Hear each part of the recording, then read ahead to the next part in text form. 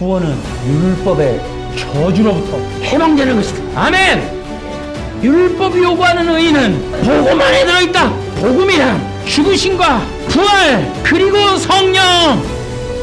아멘.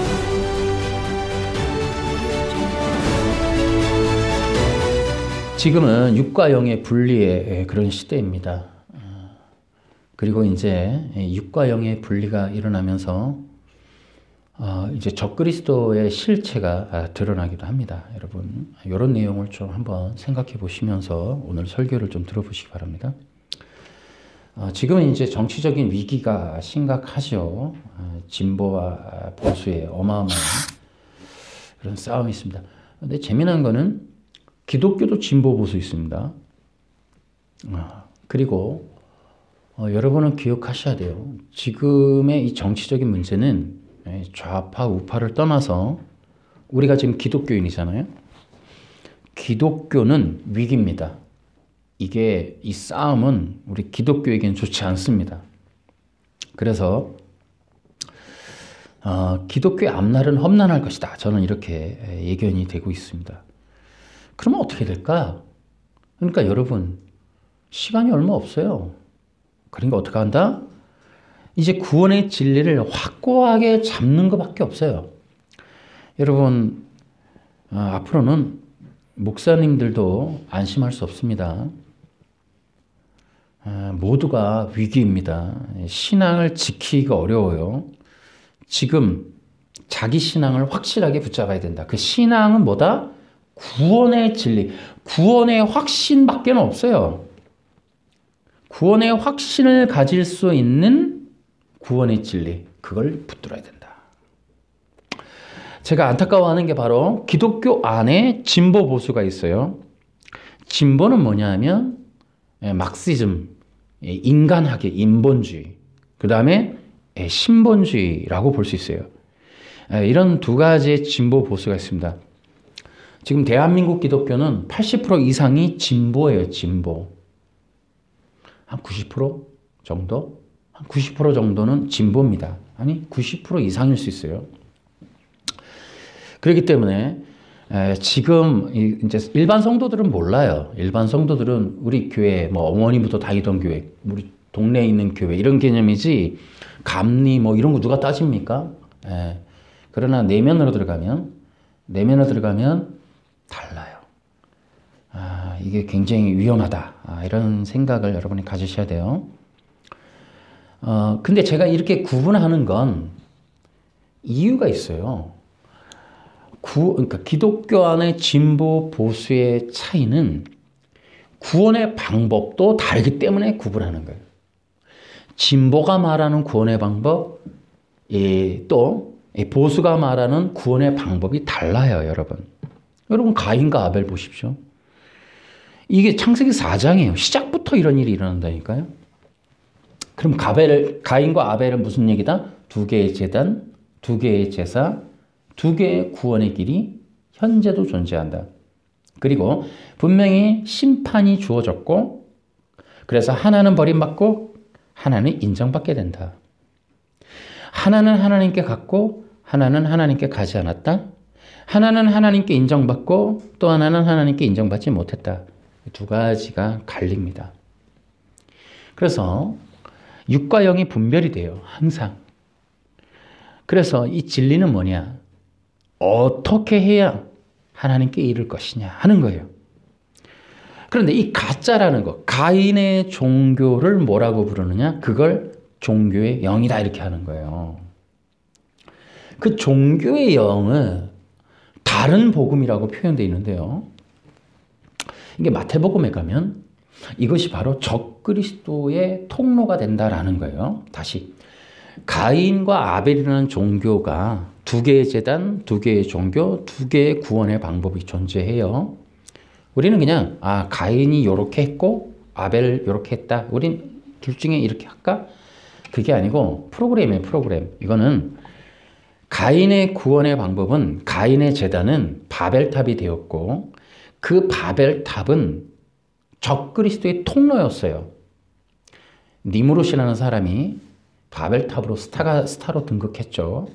이것은 마지막 시대의 이 바벨 문명에 대한 이야기를 하는 거예요. 가인의 제단에서 적그리스도가 나옵니다. 이거는 제가 설교 시리즈 계속 했던 내용이에요. 그렇기 때문에 이 그냥 단순한 얘기가 아니에요. 진보와 또 보수, 인본과 신본, 간단한 얘기가 아니다. 그런데 뭐다? 이 두 가지가 성경 전체를 흐르고 있다. 그러니 이게 기가 막힌 얘기다. 그래서 하나님은 비유와 모형, 상징으로 복음을 담아두시고 그 복음을 후세에게까지 전달하는, 그래서 우리 이 시대까지 전달될 수 있도록 성경에 이 두 개의 세력에 대한 이야기로 전해지고 있다. 그래서 가짜 그리스도, 그 가짜 그리스도가 나오는 통로를 이제 가인의 제단에서 만들어진다. 이런 것들을 우리가 좀 알 필요가 있어요. 기존에 제가 많은 영상에서 선악과 언약과 또 그 이후에 가인과 아벨의 제단의 차이에 대해서 얘기를 해드렸어요.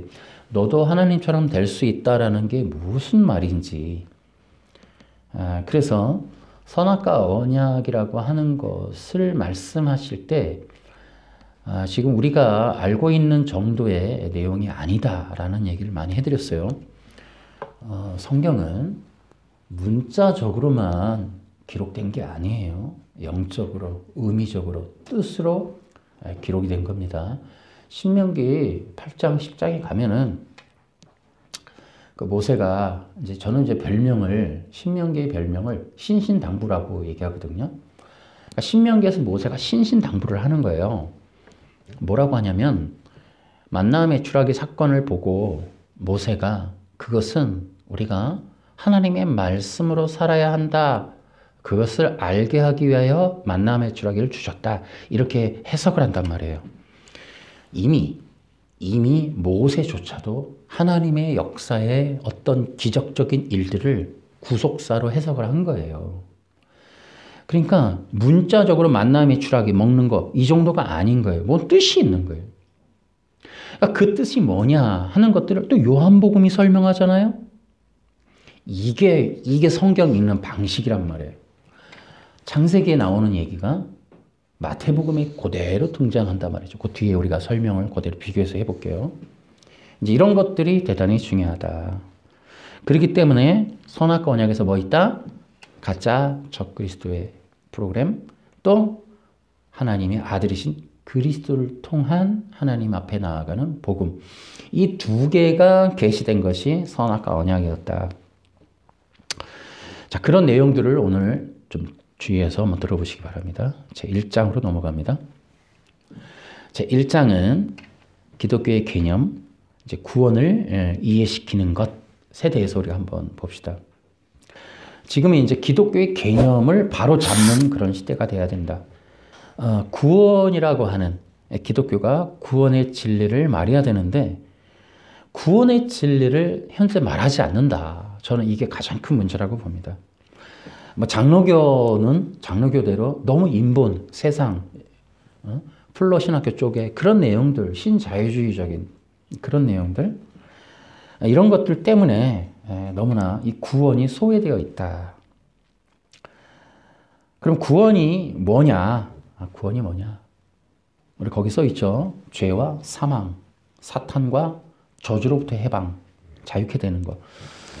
제가 이거 답을 다 써놨는데 사실은 이거 답을 좀 할 수 있도록 제가 거기다가 가로를 칠라 했었는데 여러분 다시 한번 모르는 것처럼 대답해 보십시오. 구원은 어떻게 얻을까요? 복음을 듣고 믿어야 돼요. 근데 복음이 안 전해지면 어떤 믿음을 가져요? 그러니까 여기서 한 가지 더. 그러니까 구원을 가로막으려면 복음을 안 전하면 돼요. 그러면 복음을 안 전하면 구원이 없어요. 그러면 교회에서 복음이 아니라 인본, 세상, 성공, 잘 되는 것 이런 거 전하면 누가 구원받을 수 있어요? 구원 못 받아요. 그러면 복음은 뭡니까? 그러면 또 여러분은 구원이 뭐냐? 이렇게 물어보면 뭐라고 대답하시겠어요? 복음이 뭐예요? 죽은 자 가운데서 다시 살아나신 예수님. 그 예수님을, 근데 여기까지가 아니라는 내가 그거 이제 표현한 게, 그것만이 복음은 아니에요. 그러니까 예수님이 죽고 부활했다. 이 내용은 유대인들에겐 별다른 내용이에요. 그렇기 때문에 우리는 거기다가 하나 더 붙여야 돼요. 그 예수님을 내가 믿고 함께 세례받는 것. 이렇게 표현을 같이 해줘야 돼요. 그러면 복음을 또 다른 말로 이렇게 표현해 볼게요. 예수 안에서 죽고 다시 살아나는 능력이라고 제가 말했습니다. 능력. 그쵸? 그 뒤에 한번 해볼까요? 제가 얘기하면. 자, 복음이 뭐라고요? 예수 안에서 죽고 다시 살아나는 능력. 예. 근데 이제 여기서부터 이제 굉장히 또 어려운 얘기가 등장합니다. 이제 누가복음 보면은 그런 얘기가 나오죠. 나는 의인을 부리려고 온 것이 아니라 죄인을 불러 회개시키러 왔다. 이제 이런 얘기를 하세요. 자, 지금 저희가 이제 구원의 개념을 딱 정해놓고 뒤로 갑니다. 내려가 보는 거예요. 그런데 이 얘기는 무슨 말씀이냐 하면, 우리는 이제 교회이고 우리가 훈련을 많이 받았으니까 이제 이 정의에 대해서 우리가 이해 없이 할 수 있습니다만은, 지금 누가복음 5장에서 뭐가 부딪혀요? 예수님이 말씀하시는 내용들을 그 시대가 못 받아들이는 거예요. 그러니까 바리새인들이 의인이라고 스스로 생각하면서 자신들이 하나님의 자녀라고 빨리 선포해라. 이러한 종교적인 세력들이 기대치가 있는데 예수님은 오자마자 니네가 죄인이야 이러신단 말이죠. 그러니까 이게 충돌나는 거예요. 그러니까 뭐냐면 하나님께서 진리로 복음을 전하시는데 이것을 율법에 담아 전하실 수밖에 없는 그 이유가 있어요. 이것이 이제 우리가 로마서 3장 20절을 읽은 이유인데요. 그러니까 인간들에게 하나님의 진리 사역이 막히는, 에덴 동산에서 아담서부터 진리 사역이 막힐 수밖에 없는 건 인간이 죄인이라고 하는 진리를 전하는 거예요. 그것을 인식시키는 게 충돌나는 거예요. 충돌. 이건 불가능해요. 아시겠나요? 그러니까 아담도 이거 못 받아들이는 거예요. 근데 그러니까 율법으로 전하는 거예요. 율법으로 탁 던진단 말이에요. 근데 율법이 탁 2장 17절이 주어지니까 아담이 어때요? 살살살 충동질을 하니까, 그래, 나도 신이 될 수 있잖아. 나가 신이 될래. 라고 하는 인간 속에 있는 실체. 이렇게 드러나는 거예요. 그러니까 여러분, 이건 우리한테는 굉장히 많은 걸 얘기해 주는 거예요. 기독교, 성경, 성령님, 하나님, 예수님, 십자가라고 하는 도구는, 이러한 진리는 우리를 구원에 이르게 하는 거예요. 근데 여러분, 교회도 종교의 영으로 계속 충돌하는 이유가 그런 거예요. 그러니까 우리는 본성 자체가 계속 거부해요. 그러니까 하나님, 예수님, 성령님, 성경, 이 모든 것들이 우리의 속을 뒤집고 깨트리고 분해하고 이걸 개복을 해서 우리 안에 우리를 얽매고 있고 우리를 힘들게 하는 것들이 있음을 하나님이 인식시켜 주려고 다양한 영적 도구들을 쓰고 계시는데, 인간은 이걸 꺼내기를 두려워한단 말이에요. 그러니까 거부하는 거예요, 계속. 교회 안에서도. 그래서 교회 안에서도 성령 사역의 기름 부음이, 이게 성경적인 순수한 기름 부음이 부어지지 못하는 건, 겉으로만 흘러가는 건 자꾸 능력, 은사, 그러니까 내 안에 개복되는, 내 안에 성령님이 찾아오는 일들에 대해서 거부하고, 그러지 말고 능력 부어서 내가 일하게 해주세요. 하나님이 일하는 거를 원하는 건 아니거든요. 이게 굉장히 중요한 거예요. 하나님의 일은, 보세요. 여리고성을 갔어요. 이스라엘 백성이 여리고성을 갔는데 하나님이 병법, 전술을 알려주세요.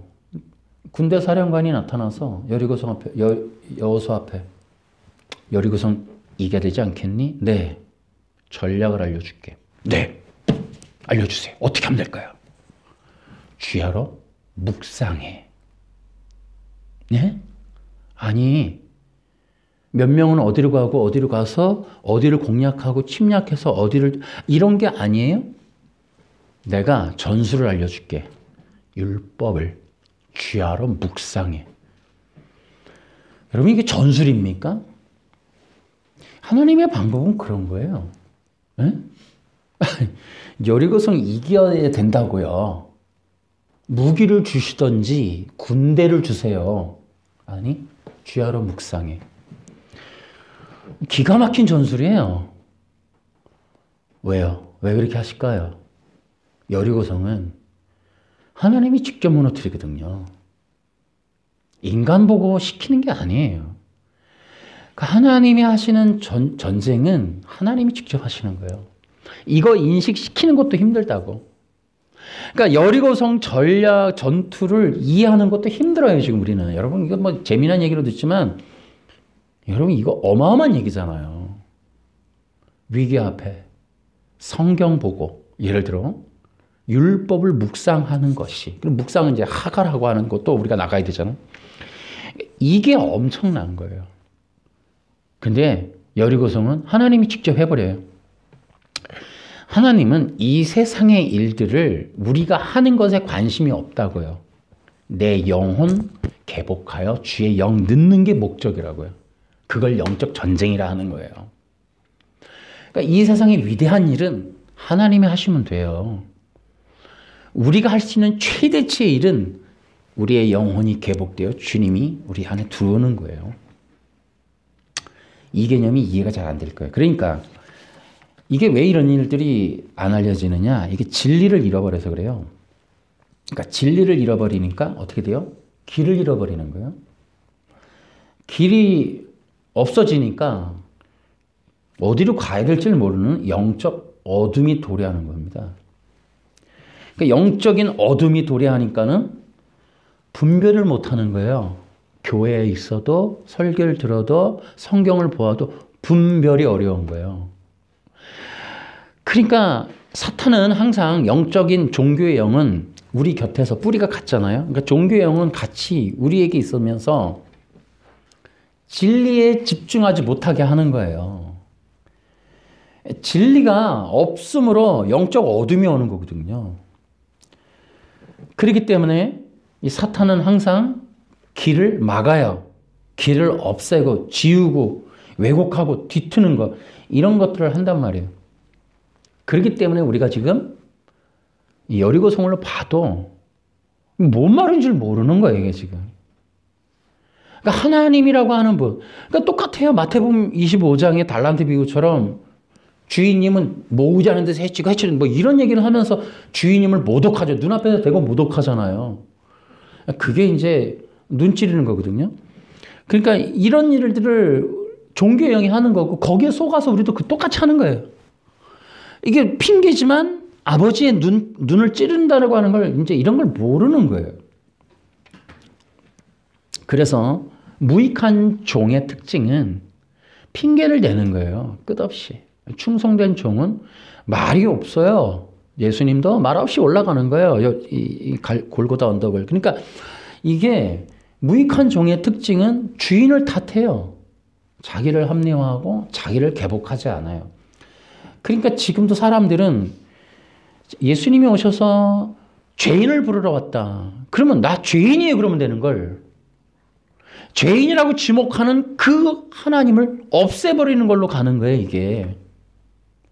그러니까 자기를 건드리는 상대를 죽인다고 우리는. 그러니까 성경이 나를 불편하게 하면 성경을 버려버려. 성경이 이해가 안 되는 나를 탓하는 게 아니고 하나님도 기도했을 때 내 뜻을 안 들어요. 하나님이 싫은 거야.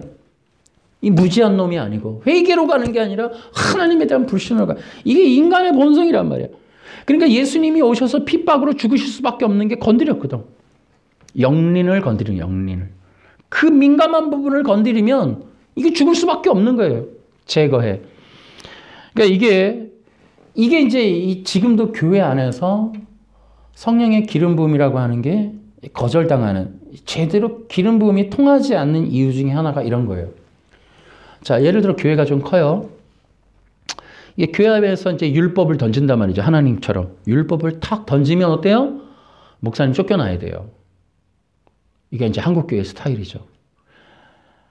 뭐 한국교회, 저도 이제 부목사 시절 지냈지만은 성도들이 주인의식을 가지고 목사님을 마치 이제 부리는 종처럼 여기는 경우도 있더라고요. 그러다 보니까 뜻이 안 맞으면 버리는 거예요. 이게 이제 요한 크리스토스톰이 바로 요 일을 정기에 읽어보면 요 얘기가 나오는데, 사람들은 항상 명설교가를 원해요. 그리고 명설교가 서면 자기들에게 들려지는 엄청난 좋은 메시지를 기대해. 자기들의 기대치에 딱 여기에 맞는. 근데 그걸 벗어나면 바로 이제 해임으로 가버리는 거죠. 인간은 항상 그렇게 돌아가요. 인간의 본성은. 그러니까 잘 들어봐요. 종교의 영은 뭐냐 하면 우리 겉사람을 기름 바르는 거예요. 복음은 뭐냐? 우리 영혼 뜯어내는 거예요. 이 영혼 개복시키는 거예요. 그러니까 선악과 언약을 탁 던지면서 율법의 요구, 거룩함. 사탄은 바로 너도 하나님이 될 수 있어로 바로 바꿔버리죠. 그러나 복음은 결국 예수님은 거듭남을 모르니 하고 책망을 해버려요. 누구를? 건드려서는 안 되는 당대의 주권자를 건드린다. 니고데모 선생을. 감히 우리 선생을 건드려? 그 엄청난 영적 배우, 종교적 배우를 건드리는 거예요. 그러니 밑에 있는 애들이 경기를 내죠. 감히 우리 선생을 건드려? 최고의 학자, 우리를 건드려? 근데 그 최고의 수장을 건드리는 거예요. 거듭남을 모르니? 율법에 있는 거듭남을 모르니? 여러분, 율법에 있는 거듭남에 대한 이야기만 해도 지금 신학은 다 무너져요. 그러니까 율법 안에 거듭남이 있으리라고 누가 생각합니까, 여러분? 지금도 우린 그 얘기를 안 하잖아요. 구약. 지금도 여러분 보세요. 제가 가슴 아픈 건 지금도 서점에 가면은 십계명에 관한 책들이 많아요. 다 개혁주의가. 십계명을 써야 된다 다 나옵니다. 구약이라고 하는 이것을 그러니까 복음으로 승화시키는 내용이 극히 드뭅니다, 여러분. 그러니까 이 선악과 언약을 비롯한 이 복음은 우리 안에 있는 뭐요? 로마서 3장 20절? 죄를 드러내는 거예요. 우리가 신이 아님을, 피조물임을, 우리 안에 있는 것들이 얼마나 죄인지를 로마서 5장 10절에서 12절까지 뭐요? 죄가 죄라는 것으로 드러나도록 진리로 열어버리는 거예요. 근데 어쨌든 그 일들을 이제 하시는데 이제 박해를 받는 거예요. 그런데 그 일이 뭐다? 구원의 필요에 대한 얘기예요. 사람들은 자기가 죄인이라는 사실을 인지하지 못하는 한 예수님 믿어야 될 이유를 모르게 됩니다. 그러니까 진보라고 하는 종교와 그런 교회들의 특징은 계속해서 무슨 얘기를 하냐면, 제가 답답한 게 그런 겁니다. 보십시오. 진보의 특징은 세상을 바꾸는 데 목적이 있어요. 세상을 변혁해야 된다. 심지어는 세상을 혁명해야 된다. 이런 얘기를 하는 거예요. 진보, 기독교지만. 하나님은 그 우리 일이 아니라니까요, 그거. 그게 종교의 영인 거예요. 그렇게 분별하시면 돼요. 세계 복음화. 여러분 조심하셔야 돼요. 그러니까 여리고성을 기억하시라니까. 하나님께서 우리에게 중요한 전략이 여호와의 율법을 묵상하는 거로 가는 거예요. 그 얘기는 성경만 보라는 게 아니라 우리 영혼에 관한 얘기예요. 그러니까 그것이 굉장히 중요하다라는 거죠. 그러니까 계속해서 우리는 너를 바꾸고 교회를 바꾸고 이 기독교를 바꾸고 세상을 바꾸고 혁명을 하고 정부를 뒤집어 엎고 이게 전부 가짜라니까요. 기독교는 그렇게 가는 게 아니에요. 그래서 기독교가 해야 될 일은 영혼 구원이다. 영혼 구원. 근데 인간은 어떻다? 여기엔 관심이 없다. 그렇기 때문에 우리는 이 영혼 구원에 대해서 계속해서 관심을 가져야 된다. 그렇게 성령의 인도함 받아야 된다. 그래서 기독교 역할이 뭐다? 인간 안에 있는 죄를 인식시키게 하고 또 어떻게 한다? 거기 나오죠?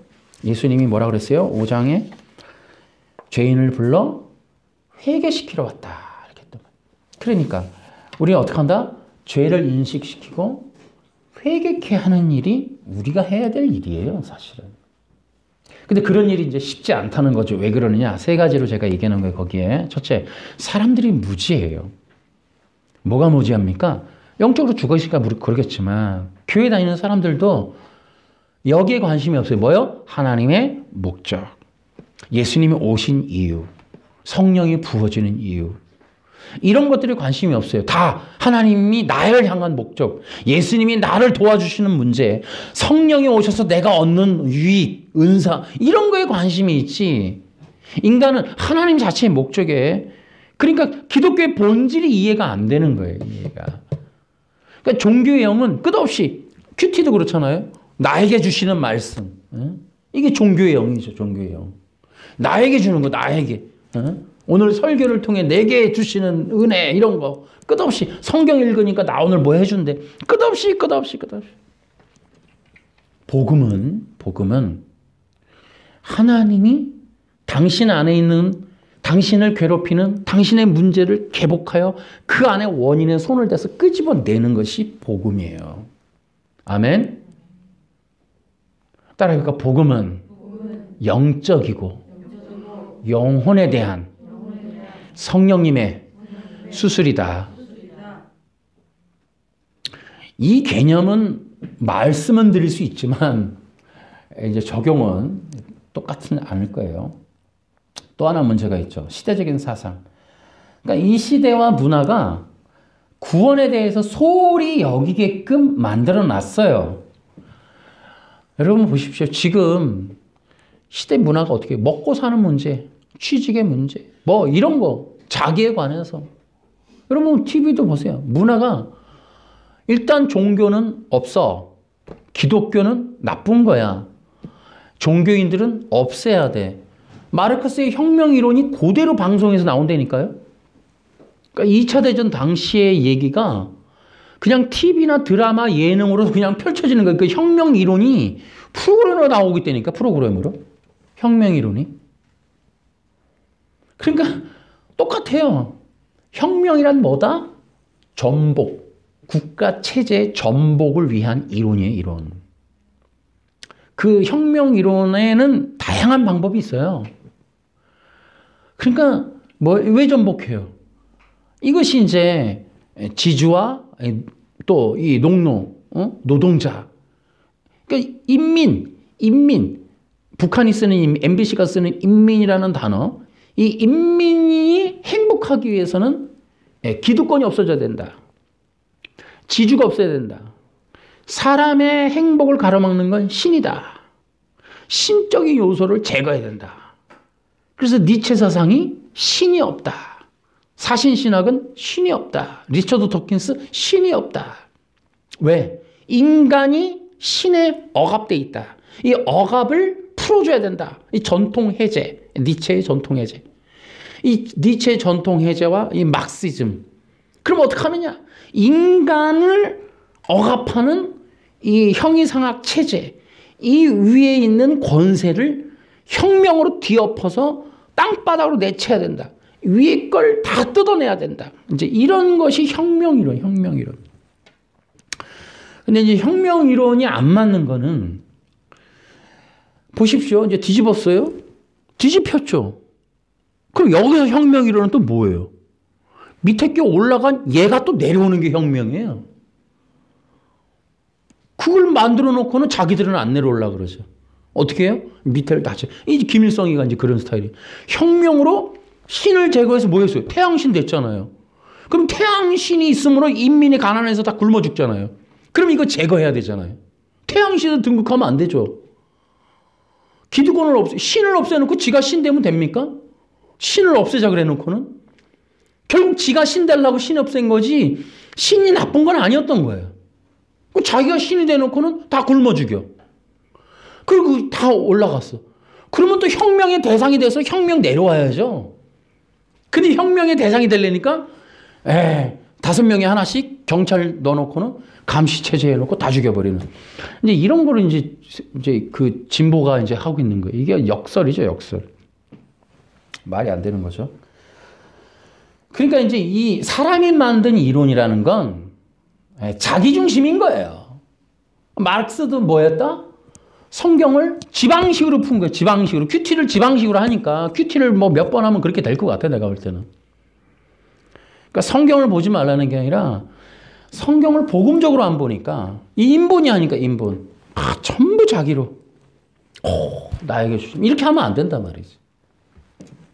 그러니까 이 시대가 이제 그런 어떤 구원을 소홀히 여기는, 그래서 기독교 자체를 불해해버리는, 저 영원한 세상과 하나님을 제거하는 이런 시대적인 사상이 있기 때문에 지금 사람들에게 가장 큰 문제는 뭐다? 기독교의 소용, 필요성을 제거해버리는 거예요. 그러면 어떻게 돼요, 여러분? 결국 구원은 누가 이루어져요? 자기 스스로. 이렇게 될 수밖에 없다. 그럼 자기 스스로 어려우니까 국가가 종교를 대신해 줄게. 전체주의. 하나로 통일해서 한 사람에 의해서 너희들의 구원 문제 해결해 줄게. 이제 종교적인 이제 박해가 또 있죠. 그러니까 기독교의 진리를 잃어버리는 이유는 종교적 박해 때문이다. 기독교에 대한 공격과 핍박에 의해서 진리가 거부당한다. 사람들이 기독교 복음과, 여러분 제가 어저께도 어디 모임에 가서 전도하는 그런 기관 사역자 대표를 만났는데, 식사를 이제 하게 됐는데, 그분이 그러는 거예요. 전도 그런 어떤 협회들, 그런 사람들이 지금 전도를 해야 되잖아요. 근데 전도를 하려 그러면 민원이 들어간대요. 어떤 단체가, 예를 들어 청소년 단체든 청년 단체든 피켓을 들고 나가든 전단지를 나눠주려고 나가든 이렇게 어떤 협회들을 주관하는 그런 사람인데 다양하잖아요, 전도 방법이. 와, 그럼 아파트나 어딘가에서 누가 보면 바로 신고를 해버린대요. 그럼 어떤 일은 전도 나가면 한 10분 만에 경찰이 다 와버린대요. 지금은. 그래갖고 불법은 아니니까 현수막을 걸지 않는 한 들고 있으면 괜찮아요. 집회가 아닌 이상. 대신에 어떻게 하느냐? 경찰이 따라다닌대요. 왜? 사람들에게 어떻게 하는가를 관리한다는 거야. 와, 그런 얘기를 하시더라고. 물론 이제 대부분 그런 건 아닌데, 그러니까 이게 신고 정신이 투철하다 보니까 아파트 저 위에서도 보고 나오면 전화를 해버린대요. 경찰들이 그냥 엥 하고 10분 이내에 다 와버린다는 거야. 그러니까 이게 전도라고 하는 것을 하기가 이제는 너무 어렵다는 거예요. 예를 들어 전도 대상이 15세 이하라든지, 그러니까 중학교 초반이나 초등학생이면 경찰이 개입을 한대요. 굉장히 위험한. 그래서 경찰들이 그래서 이제 하시는 분들이 그런데, 우리는 납치하는 게 아니라고. 사람을 납치하는 게 아니라고. 굉장히 그런 이상한 지금 시대적인 분위기가 형성되고 있다. 그래서 이런 부분들 때문에 사람들은 종교를 거부하는, 그리고 기독교가 하고 있는 이 선교라는 걸 공격적인 그런 종교적 어떤 폭행, 이런 식으로 받아들이게끔 만들어져 있다. 이게 이제 보십시오. 여기 좀 더 가보세요. 세월이. 종교 단체를 이거는 정말 비정상적인 그런 단체로 만들 겁니다. 그래서 사탄은 이 같은 원리로 항상 시대를 조종하고 사람들을 움직이고 있다. 자, 거기에 세 번째 단락에 기독교의 존재의 목적이죠. 기독교는 무엇 때문에 존재하느냐? 영혼권의 복음 전파를 위해서 존재하는 거예요. 근데 이게 지금 시대적으로 어렵다는 거예요. 이게 참 어려워요. 또 하나, 물론 이제 복음 전파를 직접적으로 외부에 나가서 할 수도 있지만 교회 안에서도 이제 할 수가 있다고요. 또 우리가 책이나 문서나 영상으로도 할 수 있다고. 이런 부분이 뭐야?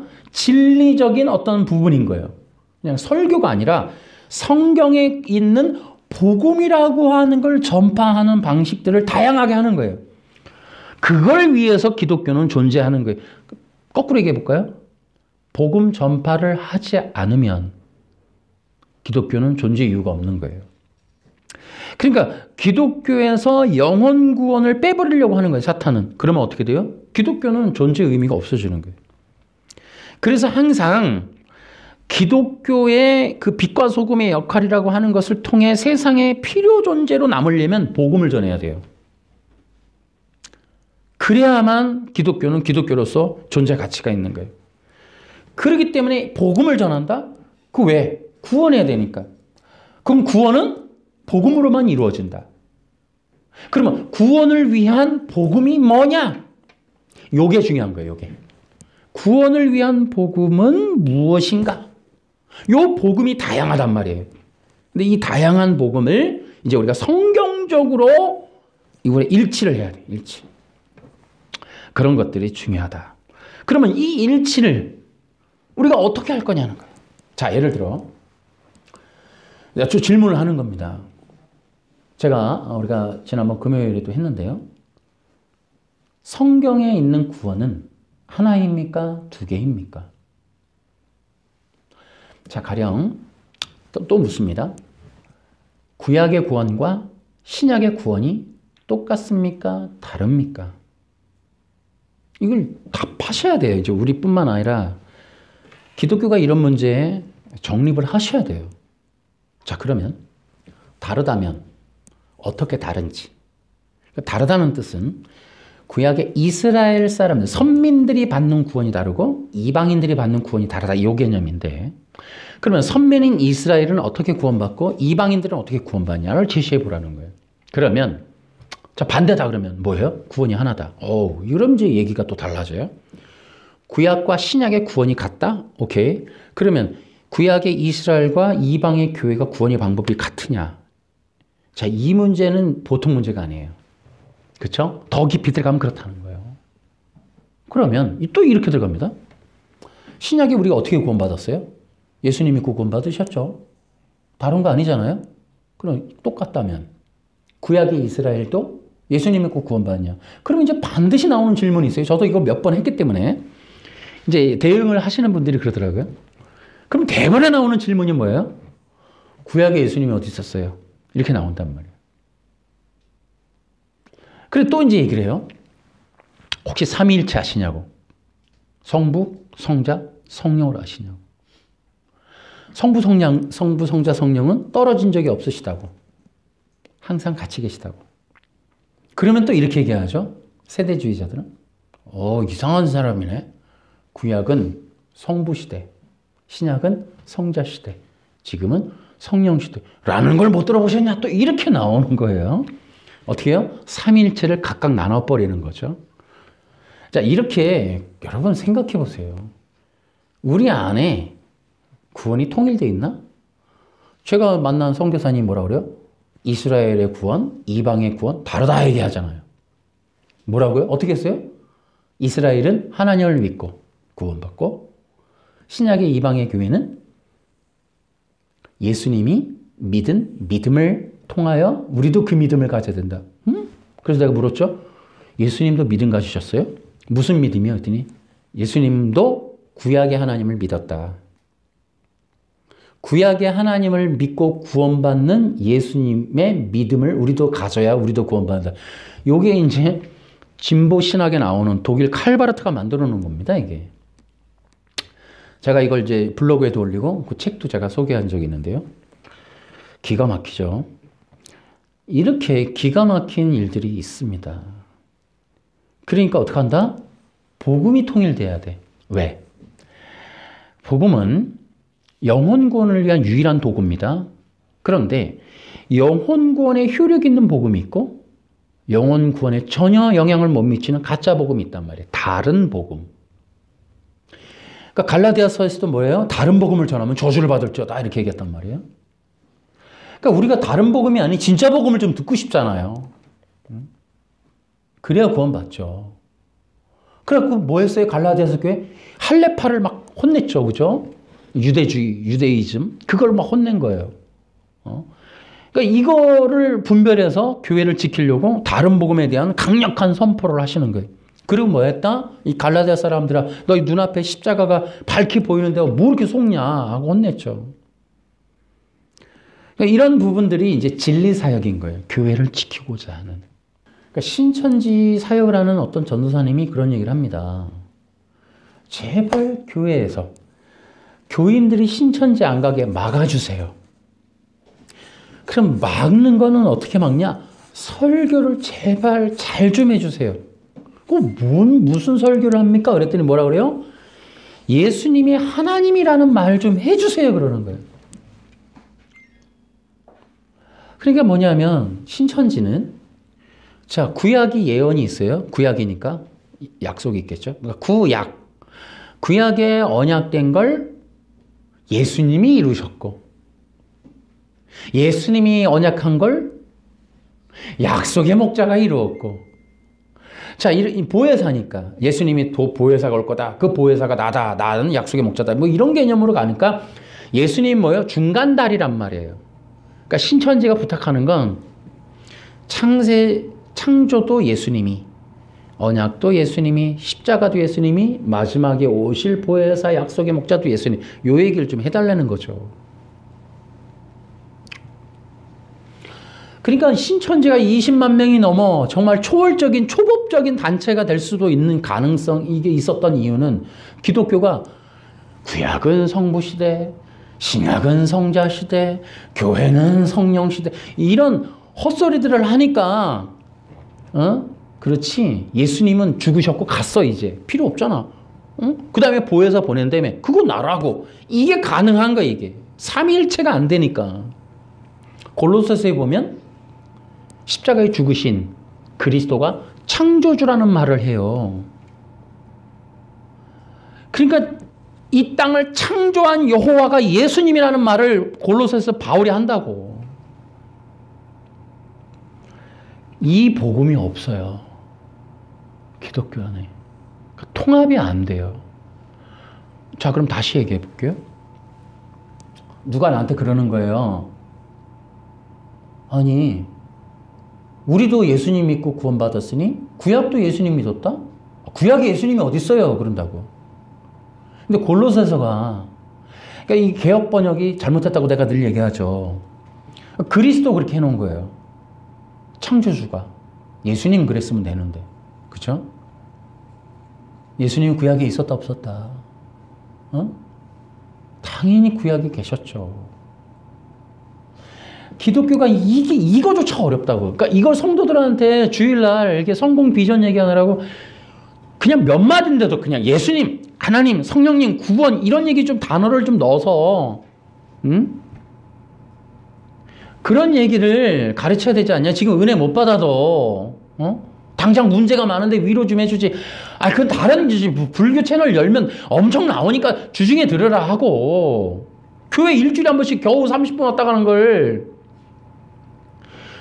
아니 불교 채널이나 일반 채널 그 김창옥 씨도 하는 얘기 말고 교회 가서만 들을 수 있는 얘기를 잠깐 해주면 안 되냐는 거죠. 응? 예수님 구약에 계셨다고요. 영원히 하나님이시라고. 응? 구약에 왜 없어? 구약의 하나님이 바로 예수님이시라고. 응? 얼마든지 예수님을 믿을 수 있는 오히려 우리보다 더 분명한 장치적인 모든 것이 들어있는 게 구약이에요. 이스라엘 백성들은 하나님을 직접 배웠다니까. 모세는 등을 보고 십계명 돌판을 가져왔고 만나 메추라기 먹었고 불기둥과 구름기둥 받고 홍해를 건넜고 이스라엘 사람들은 지금 우리보다 더 분명하게 그리스도의 십자가 그리스도의 복음을 더 선명하게 들었다고요. 여러분. 이 기독교가 진리를 전하지 않으므로 우리는 그런 얘기를 들어볼 수가 없는 거예요. 이단들이 하면 쏙 하죠. 구원파 얼마나 쫓아갑니까? 목사님들이. 여러분 기억나시나요? 다락방 탈퇴자들 기자회견. 대표가 한 300명이 나오셨는데 대표가 그 합동측 목사님이시더만. 교단 소속은 합동인데 복음교육은 다락방 가서 배우셨어. 여러분 지금 우리가 그런 시대에 살고 있는 거예요. 뭘 해야 될지, 무슨 말을 해야 될지, 뭐가 중요한지, 교인들에게는 어떻게, 어떤 길로 인도해야 되는지를 목자들이 눈이 멀어갖고, 교단은 합동인데 교육은 다락방 가서 받고, 그러니 다락방 탈퇴자들 기자회견. 그리고 당당하게 이게 또 보니까 그 대표 되시는 분은 기자회견 보니까 뭐 자랑해, 뭘 자랑해, 부끄러워해야지. 여러분 우리가 지금 그런 부분들이 너무 안 되는 거예요. 저도 기관사역 협력한다고 이렇게 다녀봤는데요. 뭐 식사 모임 한 번 나가면 하루가 그냥 훌떡 지나가 버려. 제가 일주일에 한 서너 번 나갔다 왔어요. 와, 흐름이 깨져버려. 그러니까 이게 목사님들이 연구할 수 있는 시간을 주질 않아요. 이 교회 기독교라고 하는 이런 시스템이 다 없애야 돼. 총에 놓여 싹 없애버려야 돼. 다 핸드폰 톡으로 다 하고 가능하면 이런 거 다 없애버려야 돼. 정말 이게 쉽지 않아요. 이게 얼마나 어려운 줄 아십니까, 여러분? 구원의 내용, 바울의 복음을 찾아보세요, 여러분. 쉽나? 굉장히 어렵습니다. 뭐가 어려워요? 왜 어렵습니까? 제가 지금까지 이 구원에 대해서 아브라함 얘기를 해줬는데, 저는 복음이 율법 안에 들어있다는 걸 알고 충격 먹었어요. 복음에 계시된 의의를 찾다가 하나님이 복음이라고 하는 예수님의 복음을, 거듭남의 복음을 율법 속에 넣어놨다는 것을 보고 깜짝 놀란 거예요. 그게 어려웠어요. 그게 어려웠어요. 예수님이 너 율법 선생이 거듭남도 모르냐? 복음의 의의가 계시되어 있다. 왜 복음에 천국이 계시되어 있거나 예수님이 게 아니라 의의가 계시되어 있다. 의의는 율법에 있는 얘기란 말이에요. 대박. 율법에서 요구하는 의의를 얻으려면 복음을 들어야 된다라는 거예요. 그러니까 복음이 필요한 이유는 구약에 있는 율법이 요구하는 의의를 충족하기 위한 조건이 복음에 있다는 거예요. 우리 신약의 복음은 구약이 없으면 안 된다는 뜻이에요, 이게. 굉장히 어려운 얘기입니다. 이거 중요한 얘기고. 또 있으니까 다른 거. 그래서 교회는 첫째, 구원 사역을 해야 된다. 죄인을 불러 회개케 하는 사역. 그리고 기독교 구원은 뭐냐? 죄와 사망, 저주라고 제가 자꾸 표현하는데 이게 뭐예요? 율법의 저주란 말이에요. 율법의 저주가 뭐예요? 여러분, 율법이 살아있는 한 인간은 저주에서 못 벗어나요. 율법이 저주하는 저주가 뭐예요? 죽음이라니까요. 죽음. 사망이라고, 사망. 너는 죽어. 이 죽음. 율법을 어기면 죽음이라고 하는 이 율법의 규례를, 이 명시된 걸 인간에 계속 퍼붓는 거예요. 율법의 의의를 충족하지 않는 한 너는 사망이야, 사망이야, 이 죽음이야, 죽음이야. 너의 인생은 죽음이야. 이 저주를 끝없이 퍼붓는 거예요. 이 율법의 저주 모르는 사람도 많아요. 율법의 저주는 죽음입니다. 사망 권세라는, 사망 권세. 사망에 매여 있다는 거예요. 그 매여 있음을 잊지 말라고 하는 게 율법이 계속 저주 퍼붓는 거예요. 어떻게 해요, 그래서? 그 율법의 저주 때문에 어떻게 돼요? 사복음서가 보여주잖아요. 뭐예요? 율법의 노예로 사는 거예요. 율법의 노예로. 토요일날 11시 안 가면 11시 안 가. 나 안 가서 11조 안 냈어. 나 새벽기도 안 했어. 나 이거 벌 받아. 300일 작전기도 안 해서 벌 받아. 요게 율법의 저주입니다, 여러분. 저주를 계속 주문을 넣는 거야. 교회에서도 저주 넣잖아요. 주일날 빠졌으니까 여러분 이제 자식이 대학 떨어질 거야. 이게 계속 들어가는 거예요. 내가 병이 났어. 자동차 사고 났어. 11조 안 내서 그래. 이게 계속 율법이 저주를 퍼붓는 거예요. 너는 그래서는 안 되는 거야. 그래서 안 되는 거야. 그래서 안 되는 거야. 계속 퍼붓는 거야. 자유함이 없는 거야. 그러니까 이지선이 얼마나 위대합니까? 자동차 불이 났는데 율법의 저주에 매이는 게 아니라 부의. 하나님이 도와주셨습니다. 손가락 다 타고 2개 남았는데 부의. 그리고 활짝 웃는 거죠. 하나님이 하십니다. 나는 하나님의 은혜가 있고 하나님의 구원받은 자녀인 이상 나는 은혜의 삶을 삽니다. 나에게 율법이 저주가 없습니다. 오직 하나님의 은혜만이 나를 지배합니다. 은혜에 지배받는 삶입니다. 하는, 여러분, 그래서 이게 구원이거든. 그러니까 구원이라고 하는 필요는 뭐다? 율법의 저주로부터 자유케 되는 거예요. 그럼 율법이 저주를, 뭐 말 나온 김에, 이 율법의 저주라는 게 있잖아요. 그럼 율법이 저주에서 우리가 자유케 돼야 되잖아. 그러니까 율법이 요구하는 게 의란 말이에요. 그러니까 율법이 저주를 퍼붓는 이유는 우리가 의를 못 만들어내거든. 의로울 수 없단 말이에요. 불가능하단 말이에요, 인간이. 그러니까 죽음을 계속 선언하는 거야. 그러니까 쥐고 흔드는 거야, 율법이. 우리 인생을, 인간 영혼을, 삶을 쥐어 흔드는 거야. 끝없이 저주를, 내가 이래서 안 되고, 내가 저래서 안 되고, 내가 자식이 잘못 낳고, 내가 이게 계속 애만 잘못해도 내가 자식을 잘못, 내가 무슨, 이거 끝없이 저주받아. 그게 율법의 저주예요, 저주. 주문을 넣는 거야. 계속. 넌 그래서 안 돼, 그래서 안 돼. 계속 넣는 거야. 그럼 어떻게 해야 돼요? 도대체 어떻게 이 율법의 저주에서 이걸 자유케 되느냐 말이지. 그 율법이 뭐라고요? 무슨 권세를 가졌다? 사망의 권세를 가졌단 말이에요. 율법은 죽음을 선언하는 능력을 가졌다. 자격이 있단 말이에요. 사망을 선고하는 자격이 율법에게 있단 말이에요. 권능이 있다고. 자격이 있는 거야. 넌 죽음이야. 이게 선언한단 말이에요. 그러니까 율법의 의의가 없는 이상 그냥 죽어야 돼. 이거는 명문화되어 있는 거예요. 명문화되어 있는 거야. 율법이. 모든 인간에게 영원한 율법이에요. 이거는 벗어날 수가 없어요. 그러면 한 가지 방법. 죽어야 돼, 그냥. 결국 죽어야 돼. 그럼 죽으면 끝나니까 이게 무슨 뭐 저주지, 그러면. 해방이 어딨어. 죽음 때문에 대가 받아 죽었는데. 그러면 여기서 은혜는 뭐예요? 율법에서 해방되는 거 아니야. 자유케 되는 거야. 벗어나는 거잖아요. 율법이 선언하는데 혼자 놀게 하고 방문 딱 닫고 나오는 거잖아요. 그럼 율법의 이 저주에서 해방돼서 방문해서 나오려면, 율법의 방에서 나오려면 어떻게 돼? 죽어야 나와. 그럼 죽었으면 못 나오지. 어떻게 나와? 그러니까 죽었지만 다시 살아나야 될 거 아니에요. 그러니까 율법 자체는 죽고 부활해야 돼. 그러니까 율법에 대해서 죽고 의에 대해서 살아나와야 돼. 방문 탁 닫고 네 혼자 놀아 그러고 탁 나오려면 의에 대해서 살아나와야 돼. 율법에 의해서 못 살아. 율법은 죽음밖에 없어요. 율법은 살리지를 못해. 근데도 안식일 지키며 토요일날 교회 가면 산대. 이 거짓말 하는 거야. 이게 다 종교 거짓말. 율법은 살리지 못합니다, 여러분. 율법이 명한 대로 안식을 지킨다고 못 산다고. 율법은 살리는 기능이 없어요.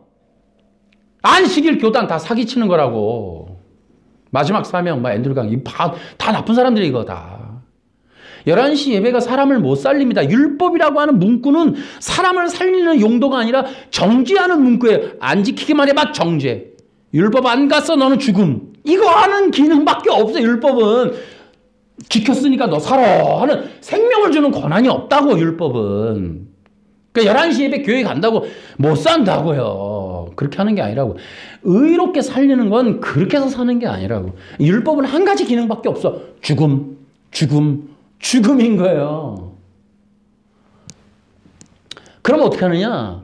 그러니까 율법에 의해서 죽고 의에 대해서 살아야 돼. 의에 대해서. 이게 율법에 있는 거듭남 얘기하는 거예요. 그러면 이것을 규정해 놓고 하나님이 그냥 가만히 보시면 다 죽지 그러면. 근데 하나님처럼 거룩하라 하고서는 구속 언약을 걸어 놓으신 거예요. 창세전에 구속 언약을. 뭐예요, 구속 언약이? 기억하시면 돼. 삼위일체 하나님이, 창세전에 삼위일체 하나님이 그리스도를 통해 구원하기로 약속한 것. 예수님의 사역은 구속 언약에 따른 약속된 사역이다. 그 밑에 시작. 구속 언약 뭐예요? 창세전 삼위일체 하나님의 그리스도를 통한 구원의 언약. 이거 밑줄 쳐놔요. 창세전에 삼위일체 하나님이 그리스도를 통해 구원하기로 약속한 것. 이거 알아야 기독교적 계몽이 일어나요. 능동순종서부터 다 끝나버려.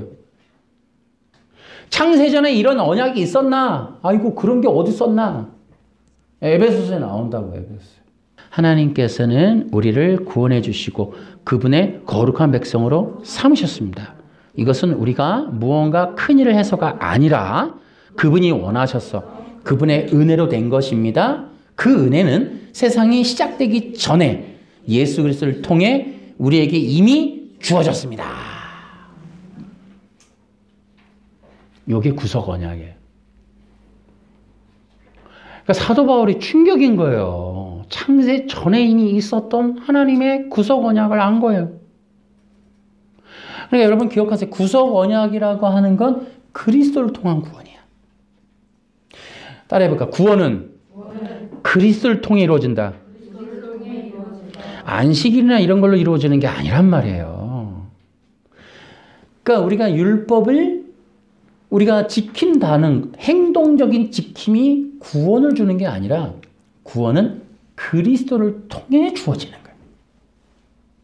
아멘? 이 그리스도가 아니면 우리 구원 못 받아요. 그러니까 어떻게 돼요? 그리스도를 통해. 그럼 그리스도가 오셨어요. 여러분 간단한 거야. 그리스도가 오셨어. 뭐해? 이 언약을 이루시는 일을 하는 거예요. 그럼 이 일을 어떻게 하느냐에 대해서 창세 후에 이제 율법이 기록하는 거예요. 시내산 언약 보세요. 모세 오경 보니까 제사법 보세요. 와, 그게 다 뭐다? 창세전에 구속 계획된 그리스도가 오셔서 할 일을 시내산 언약의 율법이 보여주는 거예요. 아, 이렇게 어린 양이 되셔서 죽으셔서 피를 흘려서 이걸 가지고 이렇게 영적으로 나아가서 하나님 앞에 나아갔더니 생명이 부어지는구나. 요런 방법이구나를 해설한 사람이 누구야? 신약의 히브리서가 그 구약의 모세오경을 그대로 해석을 하는 거예요. 중계방송 하듯이. 그것이 예수님이 하신 거다라는 것을 그걸 보여주는 거예요. 그러니까 히브리서를 통해 창세전 구속 언약에 의하여 오셨는데 창세 후 그것을 실행할 수 있는 자세한 내막을 시내산에서 이 모세에게 토라를 통해 알려주셨구나. 토라는 예수님의 이야기구나를 누가복음 24장 44절이 얘기하는 거예요.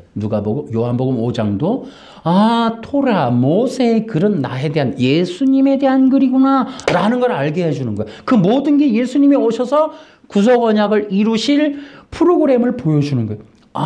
예수님이 오시긴 오시는데 율법의 정죄를 해결할 수 있는 방법으로 오시는데 십자가에서 죽으시는 것으로 해결하시는구나.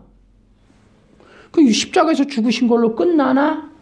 의롭게 산다는 율법 정죄의 방을 나오는 방법은 뭐지? 라고 했을 때 그 의가 성령이라는 거예요. 그러니까 이 기가 막힌 건 기름 부음 안에 답이 있는 거예요. 그러니까 예수 그리스도의 십자가를 통하여 죄가 사해지고 이 죄가 용서함 받지만 사는 거는 못 사는 거예요. 그러니 그 외에 성령을 선물로 부으시는데 로마서 8장은 뭐라 한다? 생명의 성령의 법이다. 따라해볼까? 성령이 생명이시다. 그러니까 성령이 부어짐으로 새 생명 갑자기 벌떡 일어나는 거예요. 죽었던 우리가 죄에 대해서 죽었던 우리가 성령 받고 살아나서 문을 팡 닫고 자유다! 그러고 나오는 거예요. 이게 복음인 거예요. 복음. 그것이 예수님이 말한 거듭남에 대한 얘기고. 그러니까 예수 믿고 우리가 성령 받은 자는 뭐다? 율법의 정죄를 받지 않는다. 따라해볼까? 율법의 정죄를 받지 않으므로 우리에게는 율법의 저주가 없다. 아멘. 그러면 무엇이냐? 기억하세요. 따라해볼까요? 구원받은 우리들은 은혜만이 주어진다. 아멘. 은혜의 통치로 사는 거예요. 율법의 저주가 아니야. 여러분이 교통사고 나는 거 율법의 저주가 아닙니다, 여러분. 기억하십시오. 반드시 하나님이 더 좋은 방법으로 더 귀한 것으로 주실 것이다. 아멘. 그 은혜가 통치하는 하나님이 부어주시는 그 은혜가 이제 우리를 지배하는 은혜가 지배하는 삶이 되는 거예요. 이 율법의 정죄에서 벗어나는 것. 그런데 사도 바울이 이걸 찾았던 거예요. 유태인들이. 어떻게 해야 율법의 정죄로부터 살아나는가? 그러니까 율법의 정죄로부터 살아나는 게 어떻게 된다? 복음 안에 계시된 의인 거예요. 사도 바울이 이걸 한 거야.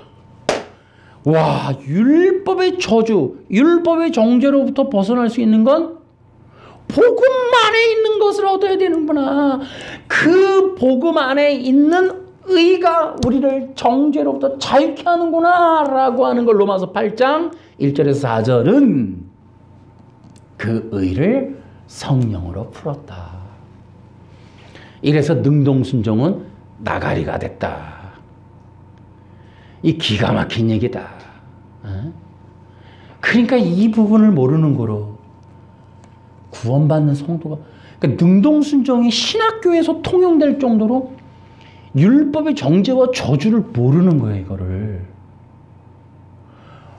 교단 대한민국 합동, 그러니까 대한민국 장로교 교단 두 개가 능동순종을 교단에 그 합치하는 교단교리로 정했다니까요. 대한민국 장로교 교단 두 개가. 쉽게 얘기하면 토요일 날 교회 가면 영생 얻습니다라는 것을 대한민국 장로교 교단 두 개가 인정했다고. 기가 막힌 거예요. 안 된다고요. 율법은 쥐가 흔든다.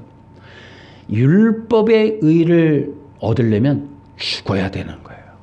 그럼 우리가 못 죽잖아. 그래서 구속언약. 예수님과 함께 십자가에서 죽는 거예요. 근데 내가 죽어요?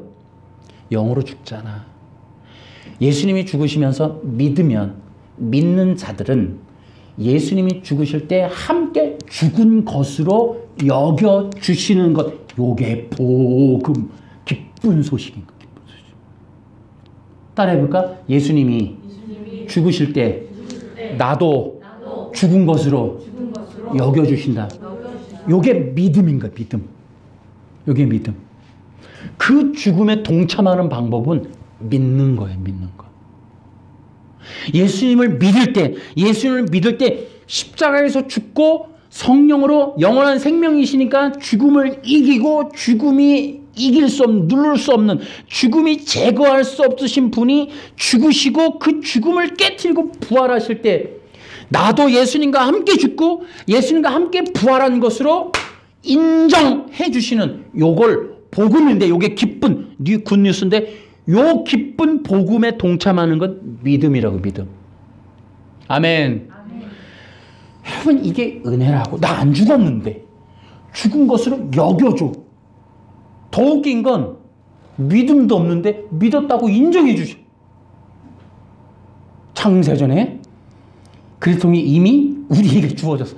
이미 우리를 하나님께서 선택하시고 그렇게 여겨주셔.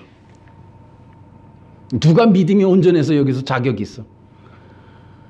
하나님이 은혜로 원리적으로 그렇게 연합시켜준 로마서 6장 얘기를 적용한 것처럼 인정해 주시는 거예요. 여러분이 이 내용 몰라도 구원받았잖아. 몰라도 여러분 은혜 받았잖아. 근데 알고 보니 이런 거더라는 거지. 그러니 여러분의 믿음이 웃기는 거지. 은혜로 구원받는 거예요. 은혜로. 아멘. 아멘. 그러니까 이게 구원이야. 이게. 따라해볼까? 구원은 율법의 저주로부터 해방되는 것이다. 아멘. 율법의 노예가 되면 안 된다고. 율법에 지배받는 삶이 아니에요. 이제는 오직 은혜의 통치를 받는 거야. 아멘. 모든 것은 하나님의 은혜인 거예요. 이제 살든지 죽든지 내 주권은 아버지께 있는 거예요. 알아서 하시는 거. 알아서. 우리가 어떻게 살든 믿으시다고. 그럼 믿는 거. 그냥 나도 마찬가지. 나도 이것이 여러분, 진짜 여러분, 내가 이거를 알게 됐는데 너무 자유한 거예요. 나부터 기쁨이 오더라고요. 물론 공부를 했지만은 이걸 다시 또 내 안에 오는 거예요. 너무 감사한 거 있죠. 율법의 저주가 메어놓는데 율법이 터치를 못해 우리한테. 성령 안에 있는 한 어떤 권세도 우리한테 찝쩍도 못해. 율법은. 호호호. 우리는 율법으로부터 자유케 됐다. 예수 믿고 받은 성령의 선물 때문에. 자, 그러면 예수 믿고 성령 받는 게 인간의 행위입니까? 요 얘기가 어디 나온다? 갈라디아서 3장. 그러니까 사도 바울이 웃으면서 하는 거예요. 알았다고. 율법으로 안식일 지키는 건 네 공로가 돼. 가능해. 근데 너 성령 받아봐. 네가 성령 만들어봐. 성령 받는 걸 네 노력으로 한번 해봐봐. 어떻게 해봐봐. 인간은 이것까지 주려고 하는 거예요. 성령을 주고받는 것까지도 가지려고 하는 게 기름 부음 사역이라는 은사주의인 거예요. 그게. 그래서 악하다고. 감히 지가 성령 주는 것처럼. 바리새인들이라고. 성령 주는 것처럼 의도하거나 약간 이렇게 무조건 떠나야 돼. 그 사람들 다 신고해야 돼, 그거. 그러니까 여러분, 사도 바울의 갈라디아 3장은 율법의 정죄로부터 자유케 되는 이 은혜는 예수님을 믿고 선물로 받는 성령으로 얻는 거야. 그러면 이 성령을 너 율법으로 받아, 믿음으로 받아. 요 얘기하는 거거든요. 갈라디아 3장. 그러니까 너무 분명하잖아. 성령, 하나님으로부터 오는 영을 토요일날 안식일 지킨다고 받는 거 아니라고. 이건 오직 믿음으로 하나님의 선물로 받는 수밖에 없구나. 그래서 갈라디아서 3장 14절이 성령의 선물이라고 표현한 거예요. 이 기가 막힌 거예요. 그게 갈라디아서야. 성령에 관한 일은 인간이 못한다고. 성령을 통해서 율법의 저주, 율법의 의가 이루어진다면 안식교단을 비롯한 행위교단은 다 가짜인 거예요. 기독교 안에 있는 능동순종 완전히 이건 가짜라는 게 증명이 되는 거예요. 나중에 또 이거 따로 하겠습니다만은 나중에 능동순종 박살낼 때 그때 또 해봅시다만은 그러니까 능동순종 자체를 주장했다. 빨리 돌이켜서 사과를 하든지 사과의 성명서를 발표하든지 아니면 교단 교리로 규정한 교단 총회장과 그 교수들 이름들이 다 역사에 기록되어 있기 때문에 지금 정말 커밍아웃 하든지 반성문을 쓰든지 신학계를 은퇴하든지 총장직을 박탈하든지 미리 하시라고. 미리. 예? 기독교 안에 있는 가짜들. 여러분 이게 정말 큰 문제가 아닐 수 없어요. 예. 그러니까 여러분 우리가 이제 마지막 시대 분별, 영적 분별이 매우 중요한 거예요. 예, 이런 것들을 알고 우리가 대처해야 되겠다라는 거예요. 율법으로 복음을 담아 주셨다. 율법에서 복음을 이해해야 된다. 예. 예, 아까 얘기했던 그 내용들이에요. 그래서 어떻게 하면 율법에서 요구하는 의를 얻을 수 있나를 신약의 사도들이 예수님을 통해 설명하는 거예요. 예수님과 성령님을 통해. 그래서 거기 밑에 세 번째 줄에 율법에서 진리 전쟁이 있다. 아니다. 율법에서 의를 얻으려면 안식일에 토요일날 교회 가라. 아니다. 예수 믿고 성령 받아라. 요걸로 두 개로 나뉘는 거예요. 토요일날 교회 가야 의롭다. 아니 성령 받아야 의롭다. 요 두 개가 딱 깔리는 거예요. 두 개가. 율법에서 인본, 율법주의가 나오고 사상 철학이 나오죠. 지금 막시즘이 율법에서 나온 거예요. 이제 이런 것들을 모르면 진리 전쟁이 안 되는 거예요. 그러니까 율법이 뭐냐를 모르면 이 설교사에게 못 들어와요. 진짜로. 막시즘 건드리면 안 돼요. 율법 모르시는 분들은. 그러니까 또 복음도 마찬가지예요. 이제 보세요. 세월 더 지나가면 지금 말한 거 들으시는 분들은 모르겠는데 여러분들과 이 설교 목사님들 이거 모릅니다, 여러분. 내가 이게 단호하게 얘기할 수 있어요. 이거 내용 모릅니다, 여러분. 율법의 저주 물어보세요. 목사님들 만나면 한 번씩. 제가 성경 읽다가 정말 모르겠는데 율법의 저주가 뭡니까? 한번 물어보세요, 여러분. 쉽지 않을걸요. 그렇기 때문에 율법을 모르면, 왜냐면 율법에 정죄가 있는지도 몰라요, 지금. 우리가 지옥에 간다. 예수 안 믿은 것까지. 그게 아니에요. 율법의 저주 때문에 가는 거예요, 비용신들아. 율법에 문구가 있어서 지옥 가는 거예요. 그러니까 율법이라는 게 있기 때문에 지옥 심판받는 거야. 아, 그러네. 하고 가는 거지. 예수 안 믿는 거 어디 있어요? 성경 예수 안 믿으면 지옥 간다고 어디 있어요? 성경 없거든. 그렇기 때문에 이게 율법을 모르면 진리전쟁 못해요. 설교 못한다니까, 앞으로. 굉장히 중요한 거예요. 그 율법을 잃어버리면 안 된다. 이제 그걸 합시다. 자, 다시 설교 마무리 이어갈게요. 이렇게 해서 6페이지로 넘어갈게요. 그래서 율법을 통해 복음을 주셨다. 요게 굉장히 중요하다. 그러니까 복음을 이해하려면 율법을 이해해야 된다. 그래서 복음에 계시된 의라고 하는 건 율법으로 전해진 복음을 이해해야 된다. 율법이 요구하는 의는 복음 안에 들어있다는 거죠. 율법이 원하는 의는 복음 안에 들어있다. 요거 좀 다시 한번 정리해서 여러분 다시요. 율법이 요구하는 의는 복음에 들어있다. 아멘. 시작. 율법이 요구하는 의는 복음에 들어있다. 명심해야 돼. 그러면 율법에서 요구하는 의를 주는 복음의 내용은 뭐냐? 예수님을 믿고 받는 성령. 이렇게 가는 거예요. 다시. 율법에서 요구하는 의는 복음에 있다. 이걸 명심해야 돼. 이거를 명심해. 이 정도는 오늘 좀 하자고. 여러분과 내가. 다시.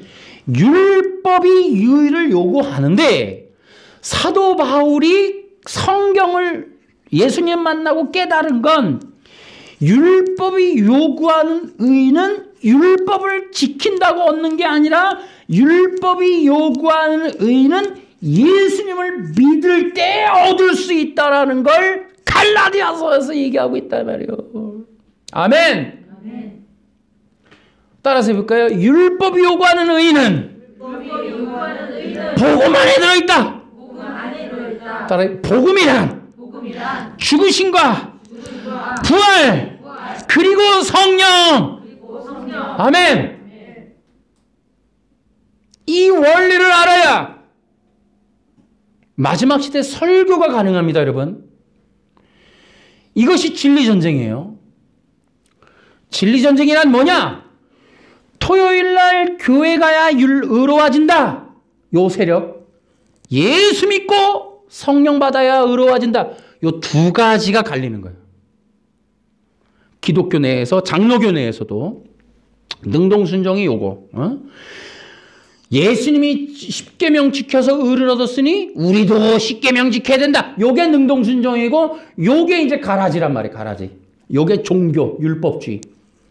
예수 믿고 성령을 선물로 받아 하나님이 율법이 요구하는 의를 얻어서 율법의 정죄를 피하는 요 문제. 요게 복음. 하나님이 말씀하는 복음이다. 그래서 마지막 시대의 진리전쟁. 얘가 오늘 많은 힌트를 드렸어요. 이것이 더 많이 알려지기 전에 신학자들 빨리 커밍아웃 해야 돼요. 이거 공론화되면, 많이 퍼져나가면 창피당합니다, 교단.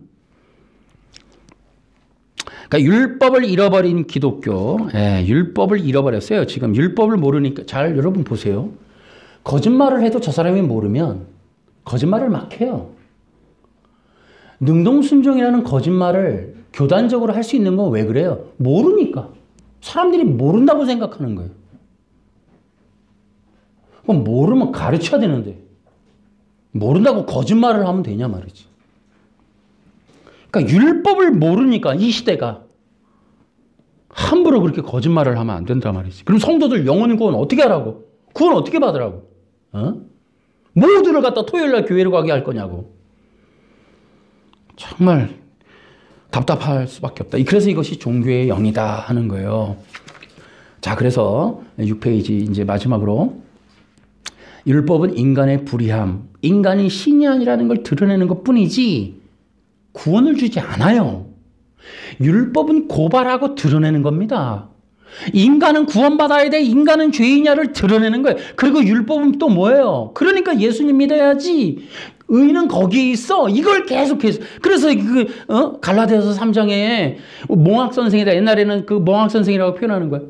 율법은 우리를 그리스도께로 인도한다. 이렇게 얘기하는 거예요. 그래서 율법을 제대로 지키는 건 예수님을 믿는 거예요. 그러니까 안식교단이 진짜 성도를 사랑하면 율법의 본 뜻을 지킵시다. 율법의 본래 뜻은 예수님을 믿는 겁니다. 이렇게 나와야 되는 거예요. 양심이 있으면. 무슨 토요일날 교회가 조사 심판해야 된다. 완전히 거짓말을 하고 있단 말이지. 그래서 이 율법의 요구를 성취하려면 어떻게 된다? 예수님을 믿고 성령. 그 성령이 우리 안에 들어올 때 우리가 하나님 앞에서 의롭다함을 얻는 거예요. 예. 자, 결론입니다. 자, 5가지로 제가 정리했습니다. 교회 사역은 앞으로 이 구원의 길을 열고 구원의 길을 회복하는 것이 교회 사역을. 잘 들어보세요. 이거 아니면 교회 안 돼요. 앞으로. 제가 이거 해놓은 겁니다. 그러니까 지금도 그렇지만 앞으로 교회 위기다 그랬죠. 앞으로 교회라고 하는 교회가 진짜 교회이면 구원의 역할을 해야 돼요. 근데 여기도 이제 가라지가 끼겠지만 구원이 아닌 건 일단 제거. 두 번째, 그러니까 이 구원 사역이라고 하는 것을 위해서 일단은 세상을 포기해야 돼. 목사들도 성도들도. 이해하십니까? 구원 사역을 감당하는 교회 안에 있는 목사님이나 이 성도들은 세상에 대해서 죽으셔야 돼. 세상도 성공하고 내가 이런 거 하면 안 돼. 세 번째, 이게 이제 중요한 거지. 이게 구원의 진리를 회복하는 거. 이게 어려운 거야. 이게 어려운 거야. 이게. 응? 복음이 뭐냐? 이거 하는 것도 어렵다 말이지. 그러니까 목사님들이 해야 될, 집중해야 될 일은 구원을 연구하는 거야. 구원. 예수 믿고 내가 얘기했죠. 여러분 책을 내가 얼마나 많이 봐요. 책 다 들춰보면 복음 구원에 관한 책들 내가 많이 사서 봤어요. 지난달만 해도 한 달 동안 책 산 게 90만 원. 근데 그 책들을 보니까 뭐가 있냐면은 예수님 얘기를 해요. 근데 거기까지.